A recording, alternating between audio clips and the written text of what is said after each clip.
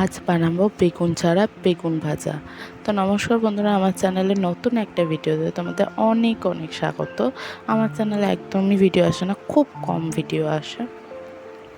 তো দেখতেই পাচ্ছ আমি একটা ডিম ফাটিয়ে দিলাম, তারপর মধ্যে নুন, কাঁচা লঙ্কা, পেঁয়াজ, তারপরে টমেটো। আমার বাড়িতে টমেটোটা কম ছিল, তাই টমেটো তোমরা চাইলে আরও যদি কিছু থাকে তো দিতে পারো।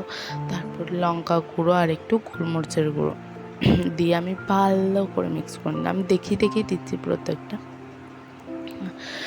আর অবশ্যই আমাকে এরপর জানিও আমি কি বানাবো। আর আমার ভিডিও ভালো লাগলে চ্যানেলটাকে সাবস্ক্রাইব করে দিতে ভুলো না।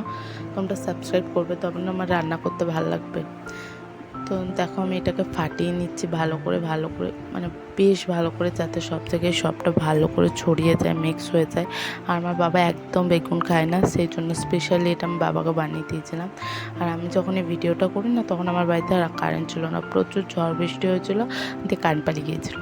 তাও আমি অন্ধকারে সেই চার্জার লাইট আর ফোনের ফ্ল্যাশ লাইট জ্বালিয়ে ভিডিওটা করি, যাতে তোমাদের সাথে শেয়ার করব বলে। তো দেখতে পাচ্ছ আমি কড়া বসিয়ে তার মধ্যে তেল দিয়ে তার মধ্যে একটা ক্যাপসিকাম কুচি দিয়ে দিলাম। এবার তোমরা বুঝতে পারছো বেগুন ছাড়া আমি কি দিয়ে করব। তো ওটা আমি ক্যাপসিকাম দিয়ে করব।